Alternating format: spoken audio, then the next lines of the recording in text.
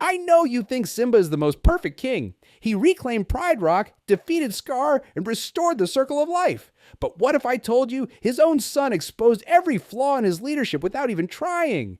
Because while Simba ruled from a throne he inherited, Keon built something far more powerful, a legacy that didn't depend on bloodlines or birthright.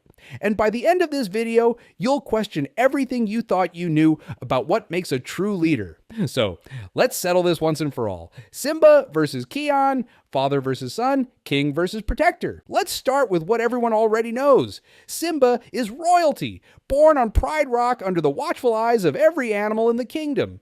His birth was celebrated because he represented continuity, the next link in an unbroken chain of kings. From day one, Simba's path was clear. Learn from Mufasa, grow strong, and take the throne. It was never a question of if, but when. And when Mufasa died, that path shattered. Simba ran and hid. He built a new life far from responsibility, convincing himself the past didn't matter. But here's the thing about inherited power.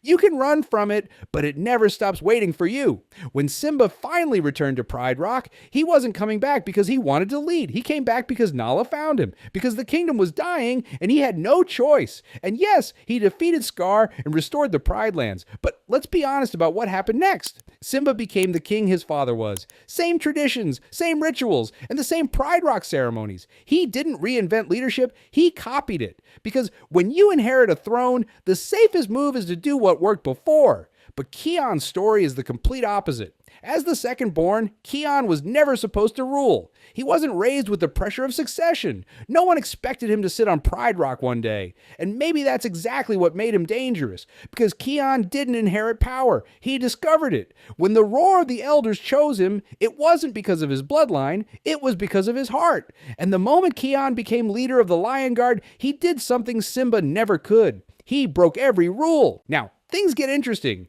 The Lion Guard was always meant to be lions. That was the tradition. The second-born royal leads a team of the Pride Land's fiercest lions to protect the Circle of Life. But Keon looked at that tradition and asked why. Instead of lions, he chose a cheetah, a hippo, an egret, and a honey badger.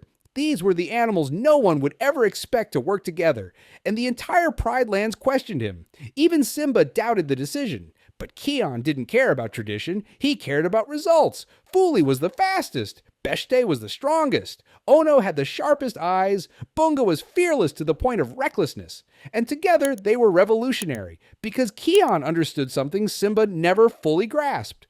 Leadership isn't about maintaining what came before, it's about building what comes next. And that's exactly what separates them. Simba leads by example. He's wise, patient, and thoughtful. When problems arise, he gathers the elders, consults Rafiki, and makes decisions carefully. It's the kind of leadership that works in peacetime. But when chaos strikes, careful planning isn't always enough. Keon doesn't wait for permission. He acts. When Yanja's hyenas threaten the herds, Keon is already there. When fire spreads across the savannah, he's the first to run toward it.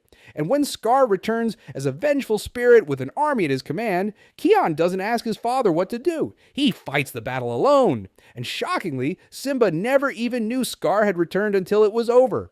Because while Simba ruled Pride Rock, Keon was defending it from threats the king never saw coming. That's not a criticism of Simba, it's the reality of their roles. Simba is reactive, Keon is proactive. One waits for the kingdom to need him, the other makes sure it never has to. But leadership isn't just about strength. It's about sacrifice. And this is where both Simba and Keon proved themselves in completely different ways. Simba's greatest sacrifice was his childhood. When Scar manipulated him into believing he caused Mufasa's death, Simba didn't just lose his father, he lost himself. The guilt crushed him, and instead of facing it, he ran.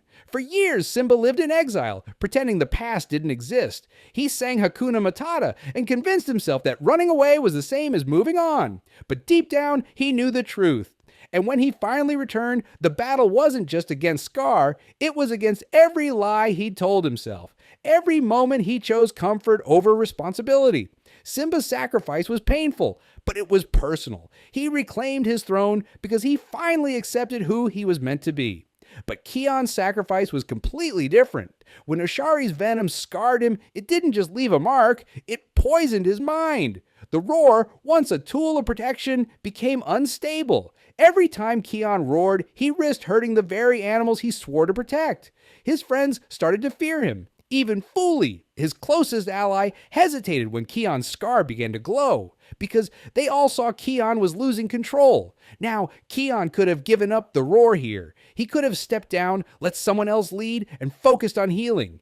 But he didn't. He kept fighting, because Keon understood something Simba learned too late. Leadership isn't about protecting yourself. It's about protecting everyone else, even when it destroys you. But the venom didn't stop. It spread, and eventually Keon had to make a choice. Stay in the Pride Lands and risk becoming a threat, or leave everything behind to find a cure. So Keon walked away, because staying would have put everyone he loved in danger. And that's the difference between him and his father. Simba ran from responsibility. Keon ran toward healing so he could come back stronger. Now, let's talk about their defining moments, because every leader is tested, and how they respond reveals who they really are. Simba's test came when he returned to Pride Rock. The kingdom was dead. Scar's reign had drained every resource and left the land barren, and Simba had to fight not just for the throne, but for survival itself.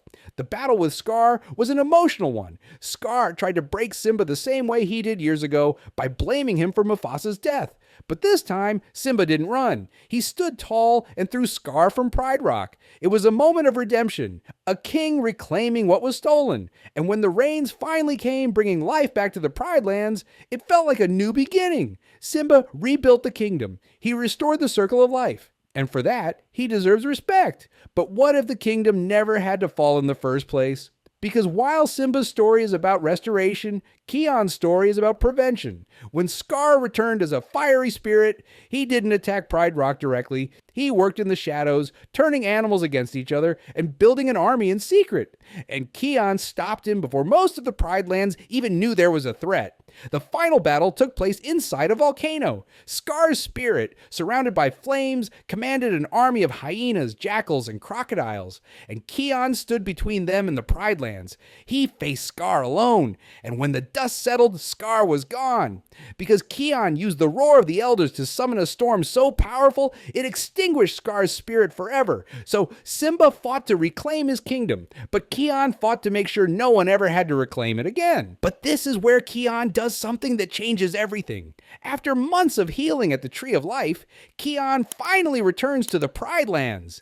The venom is gone, the scar no longer burns, and the roar is fully under his control. But when he arrives, he discovers something unexpected. Vitani, Kovu's sister, has formed a new lion guard, and she's leading them well. The Pride Lands don't need Keon anymore, so a challenge is set. Kion's guard versus Vitani's guard. Winner takes the role. They compete, and Keon's team wins. Easily. But then Keon does something no one expected. He gives up the roar. Not because he's weak or something, but because he realizes Vitani doesn't need the roar to be a great leader. And that's exactly what makes her worthy. Askari, the first leader of the Lion Guard, appears and tells Keon the truth.